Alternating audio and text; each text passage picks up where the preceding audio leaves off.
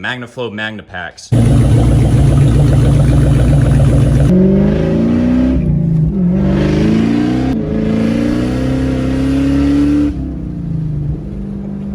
I think we need to go back home. What's up, guys? Welcome back to the channel. So today I am putting a different exhaust system onto the Bullitt here. And the only reason that I'm doing this is because I'm actually about to take the car to the shop to put the new clutch in it. And as you guys know, I run an IRS catback on the car. And so because I run an IRS exhaust with a solid axle, if the car gets put onto the lift, the axle is gonna drop down and the exhaust is just gonna bend and it's not gonna be good. So my plan is to put this under the car. So I took the flow tubes off of the catback, and then I had these mufflers that I bought a while back, and I've never used them. They're the Magnaflow Magnapacks. And I think what I'm gonna do is I'm just going to hook that up onto the car, and then the very end of the muffler should line up with where I had the hangers for the catback. Basically, it's just gonna be set up to where it just ends right at the end of the muffler. And honestly, I'm pretty excited to hear what the Magnapacks sound like on the car, because I've seen videos of the Magnapacks with the Bassani X-Pipe, and it honestly sounds really, really good. And so I've been wanting to put these onto the car for a long time. Now, like I said before, the catback is off the car, so it's just an open X-Pipe. And my brother didn't think that the car would be very loud, and he thought that it would be okay to drive on the street as is to the shop. So I think what we're gonna do is start up the car, see what it sounds like without the mufflers on it, because I just think I need to prove to him that the car would be way too loud to drive on the street. So this is gonna be pretty interesting.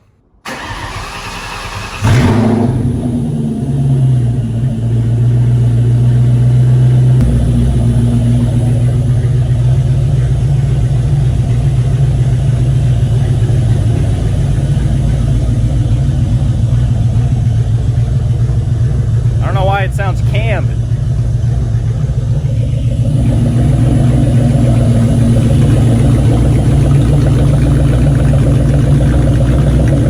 So that's coming straight out of the X-Pipe. And yeah, this car does have high flow cats on it, so it's actually not as loud as it could be.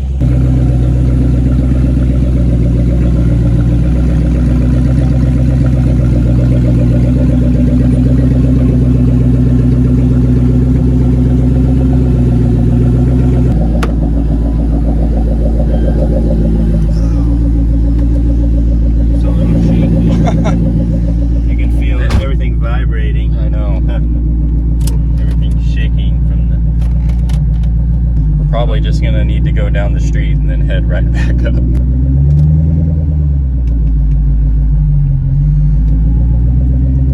It sounds like we're in a freaking NASCAR or something. It's crazy. Let's see what Grandma says down the street right here.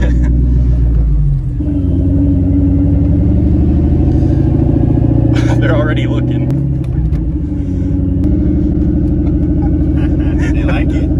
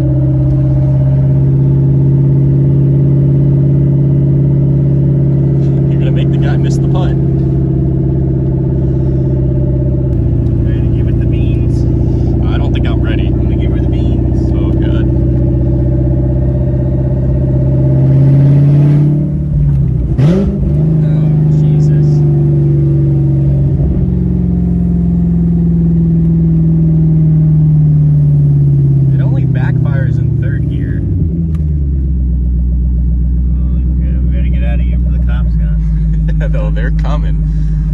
They're looking for this guy. Just watch those potholes right there. Holy crap.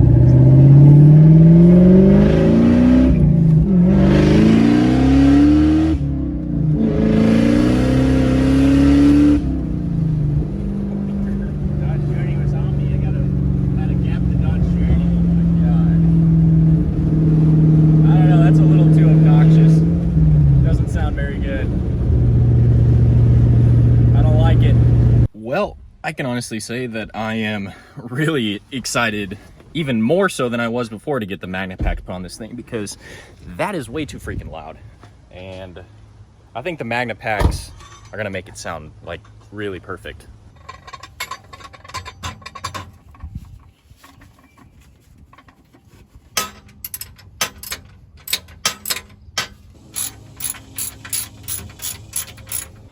Whew. Okay guys, well that was fun. I got the mufflers put on, and let me see if I can get a good shot here. They're on there and they're being held up pretty well. It's a little bit rigged up, as you can see. Got some double hangers there, and on this side I added, if you can kind of see, I added an extra clamp right there, and that was just because I didn't want this other clamp to slip off, and so I just put that there, and it's gonna hold that other clamp right in place where I need it to. So yeah, these mufflers they're in, and this car is ready to be fired up, and I'm really excited to see what this thing sounds like. Finally got the Magna snacks. Sounds like you can hear the supercharger. It doesn't sound like the SLPs at all. Like it's not as raspy, at least not at the startup. It's got like a weird deep like tone to it, right?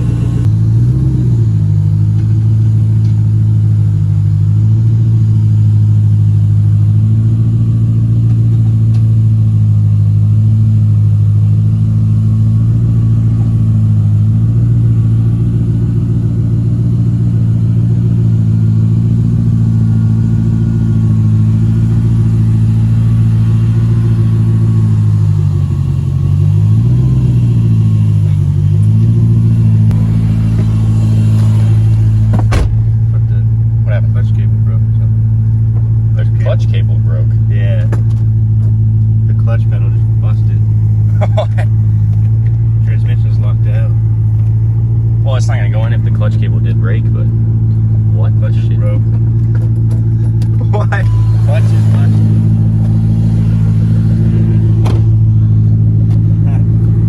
The clutch just gave out. What?